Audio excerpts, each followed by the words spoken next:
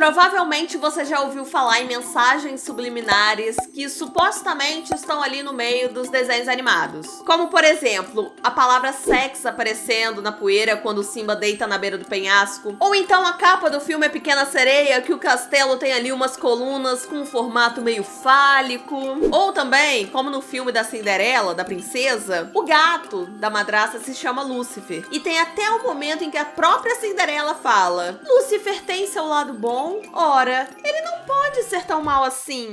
As pessoas, elas encontram, gente, motivo pra teorizar qualquer coisa. Até quando não dá pra ver absolutamente nada assim a olho nu nas animações. Mas não é que alguma dessas teorias fazem sentido? Por isso a gente separou aqui algumas séries, alguns desenhos que têm algumas teorias da conspiração e a gente vai contar pra vocês agora. Vocês estão prontas, crianças? Estamos, capitão. Eu não ouvi direito. Já falei que tô.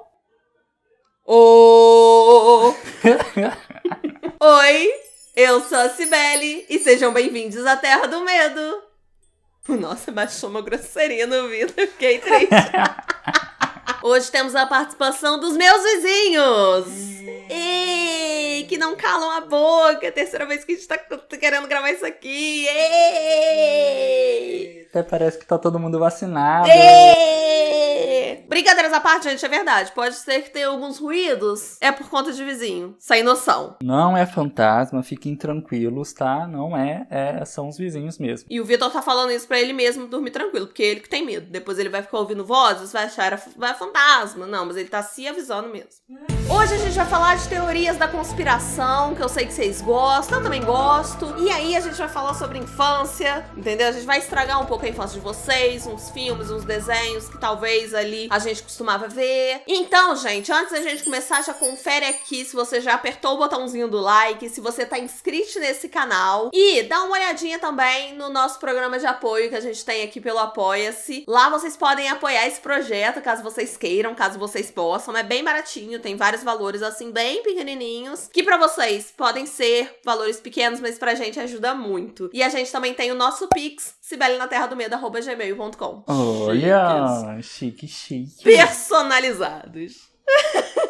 E agora vamos pra essa lista de hoje, pra gente ficar com um pouquinho de medo. O primeiro desenho dessa lista de hoje é Bob Esponja, que é um desenho que tá muito presente na nossa vida. Não sei hoje em dia, né? Se você assiste tanto Bob Esponja, mas provavelmente na sua infância, até sua adolescência, você assistia um pouco, pelo menos. Gente, e Bob Esponja é envolto em várias teorias da conspiração, gente. E assim, é uma mais louca que a outra. Inclusive, uma das mais famosas é que cada personagem representa um pecado capital. O Lula Molusco seria a ira, o Patrick seria a preguiça, o Sirigueijo a avareza, o Plankton a inveja, a Sandy seria o orgulho, o Gary a gula e o Bob Esponja a luxúria. Eu poderia explicar o significado de cada um deles, gente, porque tem explicação, a explicação é ótima, mas as pessoas geralmente falam mais dessa teoria. E aqui a intenção é a gente trazer novidades. Diversificar ali o cagaço. E também porque essa teoria não dá tanto medo. A que dá medo mesmo é a que a gente tá trazendo hoje pra vocês. A série do Bob Esponja foi criada pelo biólogo marinho e animador Stephen Hillenburg e foi produzida pela Nickelodeon. E conta a história do Bob Esponja, o Patrick, o Lula Molusco, todo mundo ali vivendo na fenda do biquíni. Como eu já disse por aqui, gente, tem várias teorias que envolvem esse desenho. Se você se interessa por esse assunto,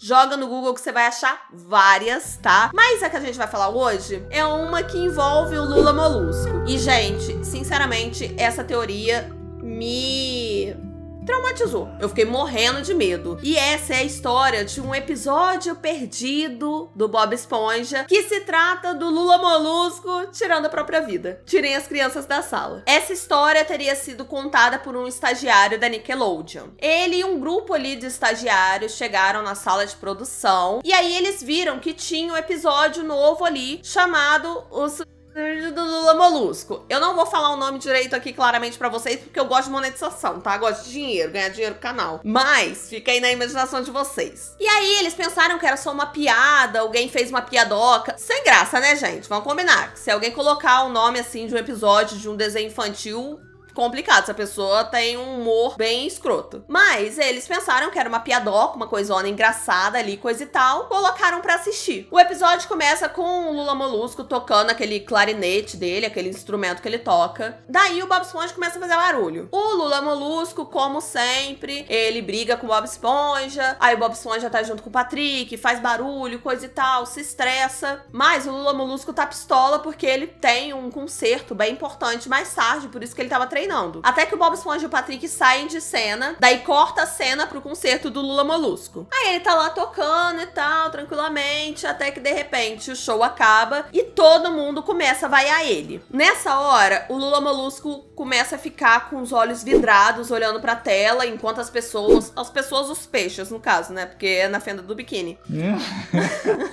Os peixes estão lá, vaiando ele fica super nervoso. Corta pro Lula Molusco em casa. E é a partir daí que a coisa vai ficando mais macabra. O Lula Molusco, então, começa a ficar com os mesmos olhos vidrados que ele tava no concerto. E aí, em certo momento, ele começa a chorar sangue. Nisso, fica um tempão ele parado, olhando pra tela, assim. E aparecem uns frames, tipo Jequiti, sabe? De crianças que perderam a vida de forma completamente brutal. E, de repente, o Lula Molusco saca uma arma e aí ele tira a própria vida, jorrando sangue de forma bem realista por todo o lugar. Esse episódio teria sido destruído, etc. Mas no YouTube, gente, você consegue achar tranquilamente a reconstituição desse episódio que foi feito por fãs. Eu já assisti. Gente, eu não recomendo.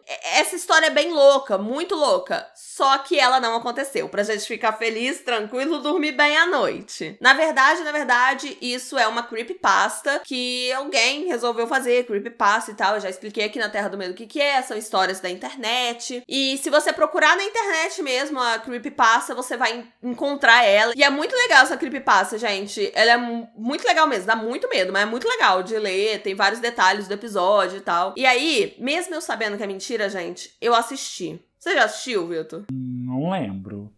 Não lembro, eu acho que já, porque você já deve ter colocado pra assistir. Então, eu já assisti, eu assisti com uma amiga minha, beijo Andréia, e, gente, perdi noites de sono. Gente, apavorante pra mim, sinceramente. Eu não tenho muito medo de fantasmas, esse tipo de coisa, mais sobrenatural, mas teoria da conspiração é um negócio que acaba comigo, com a minha sanidade, tá? Vou mentir, não. Agora vamos pra uma parte mais nostalgia, uma coisa mais anos 80, 90, um pessoal mais antigo. Talvez, se você for mais novinho, você não vai lembrar desse desenho, que é os Rugrats, os anjinhos. Vocês conhecem? Lembram? É da época de vocês? Conta aqui nos comentários. É da sua época, né, Vitor? Eu adorava. Ah, tá, obrigada, porque eu pensei assim, eu sou mais nova que você, então provavelmente você também era da sua época. Os Rugrats também é uma série da Nickelodeon. Ela ficou no ar entre 1991 e 1994. Depois, em 1998, ela voltou a ser produzida e foi produzida até 2005. Falei anos 80, não sei porquê, gente, mas tinha na minha cabeça que era mais antiga do que ela realmente era. Esse desenho conta a história de vários nenezinhos, o Tommy, o Chuck, que são os principais. Tem os gêmeos também. E aí os nenéns, eles conseguem se comunicar entre si com uma linguagem que ninguém entende, os adultos não entendem, só as próprias crianças. E aí eles cometem uns errozinhos, assim, que fazem a gente achar umas graças e tal. A Angélica é um pouquinho mais velha que os nenéns e ela consegue entender tanto os nenezinhos quanto os adultos. Os nenéns conseguem entender os adultos, mas os adultos não entendem eles. Então a Angélica acaba ali se aproveitando da situação porque ela entende todo mundo e quer tirar vantagem de todo mundo. É um desenho fofo, bem animado, divertido, mas é claro que se ele tá aqui, tem uma teoria bem bizarra sobre ele. A teoria das internets diz que, na verdade,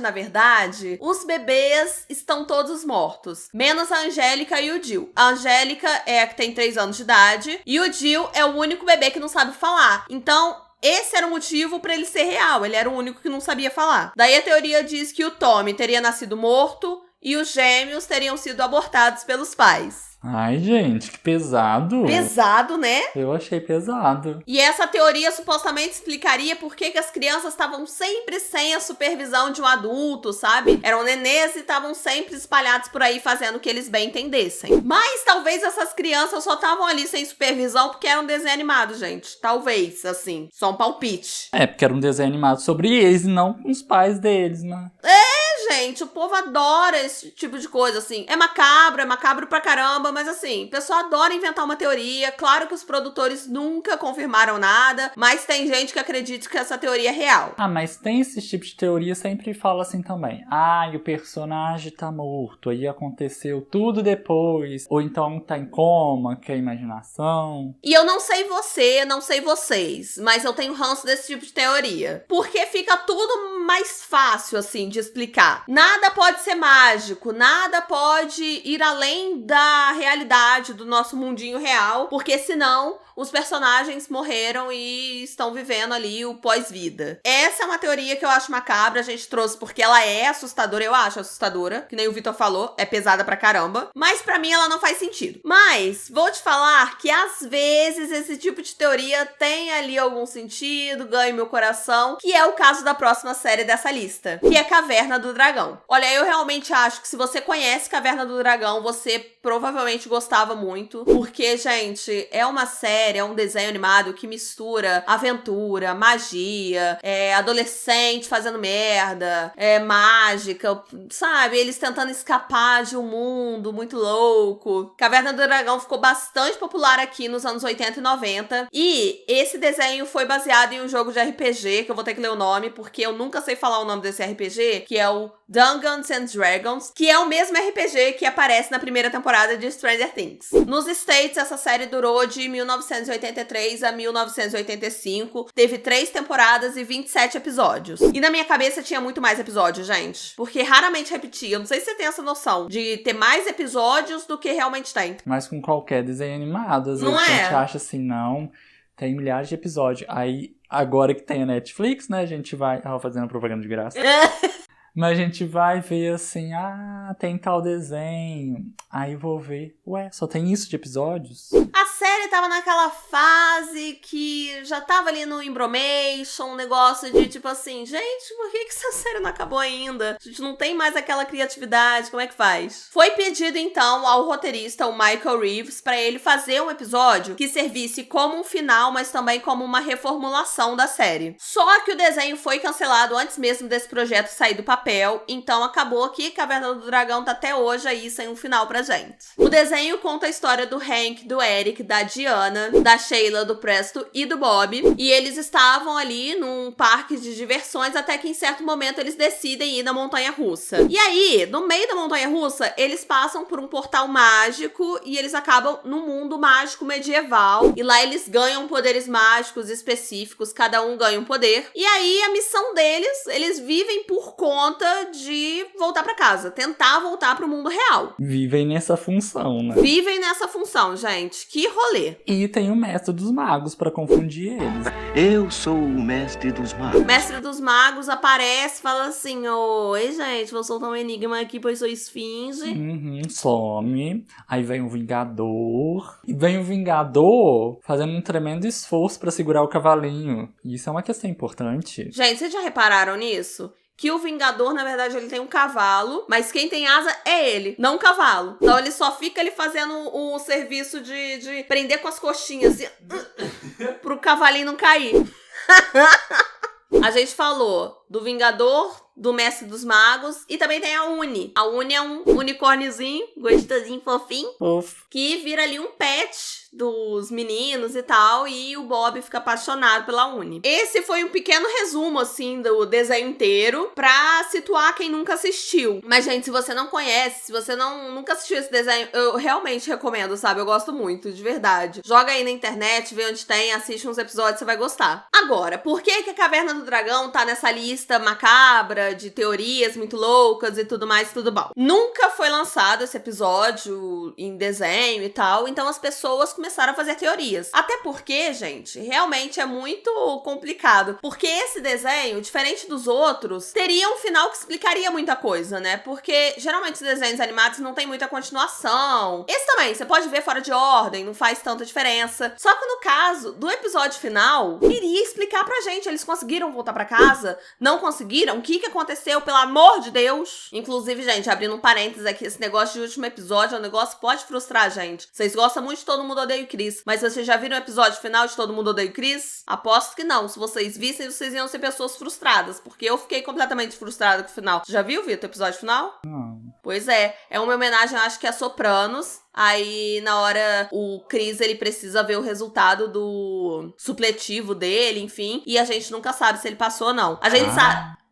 Pois é, termina assim. A gente sabe que, na verdade, ele não passou porque é a história do Chris Rock, mas eu tô levando em consideração a série. E acaba ali um final muito artê e me frustrou esse final. Episódios finais de série, gente, é uma coisa que não pode brincar. Mas, enfim, vamos voltar aqui pra Caverna do Dragão. Como não tinha o episódio final, os conspiradores de plantão começaram a montar ali uma teoria do que poderia ser esse episódio final da Caverna do Dragão. A teoria diz que, na verdade, eles nunca foram para um mundo mágico e medieval e coisa e tal. Na verdade, eles sofreram um acidente na montanha-russa e acabaram indo pro inferno sentando no colo do capeta. Isso mesmo, pois é, o negócio a questão é essa. Eles não foram informados de que eles estavam no inferno porque o Alça de Mochila queria brincar com a cabeça deles. O Alça de Mochila devia estar lá, entediado. Ai, chegaram 6 jovens. Vamos arrumar um negócio pra fazer, pra gastar o tempo aí de coisa boa. Nessa versão da história, na verdade, o Vingador, que é o que treina as coxas segurando o cavalinho, e o Mestre dos Magos são a mesma pessoa. O Mestre dos Magos aparece ali e fala: rosas são vermelhas, violetas são azuis, e não sei o que lá, e some, porque justamente ele tá tentando confundir esses adolescentes pra eles nunca acharem a saída. Na verdade, porque não tem saída, né? Estão fadados a viver para sempre no inverno. Mágica, flores, coisas boas. Tem outra ramificação também dessa teoria, gente, porque falta ainda argumentos, o pessoal ainda tá estudando o que é melhor, o que pode, o que não pode, que é a questão do Mestre dos Magos ser pai do Vingador. Além disso, ainda tem a Uni, que ela seria ali um capetinha, um ajudantezinho do Alça de Mochila, que era também pra prender eles, porque sempre que eles estavam quase saindo desse mundo, desse universo paralelo, a Uni aparecia e, sei lá, se machucava, ou acontecia alguma coisa, ou perdia, aí tinha que ir atrás de Uni, entendeu? Porque o Bob não deixava a Uni pra trás. E tá certo, não estou julgando, faria a mesma coisa. Você deixaria a Lila pra trás? De jeito nenhum, minha cachorrinha tá aqui, coisa linda. Mimindo. Esse meu amor é gostoso. A Lila é nossa Uni. A Lila é nossa Uni. No final do vídeo eu vou mostrar a Lila, hein? Fica até o final pra vocês verem a Lila. A teoria diz que no episódio final seria revelado aos jovens que, na verdade, eles não estavam no mundo mágico, medieval, e que, na verdade, eles estavam no inferno. E aí eles ficariam sabendo que nunca mais sairiam dali, porque ali era o seu destino. Mas isso tudo foi invenção, gente. Até porque foi escrito um episódio final pra Caverna do Dragão. O Michael Reeves, que era o roteirista, ele tinha escrito, só que a série foi cancelada antes. Então, por isso que não produziram um episódio em animação, tudo certinho. Mas esse episódio existia, gente. Então não vem conspirar, não. Porque tem um episódio real. Só não foi produzido. Mas tem. Inclusive, esse roteiro se transformou em quadrinhos de uma forma não oficial e foi ilustrado por um brasileiro chamado Reinaldo Rocha. O episódio final, gente, seria muito menos macabro do que toda essa teoria. Na verdade, o Vingador iria soltar ali um enigma pra eles, um desafio, que eles tinham que encontrar uma chave perdida. Metade do grupo acredita no Vingador,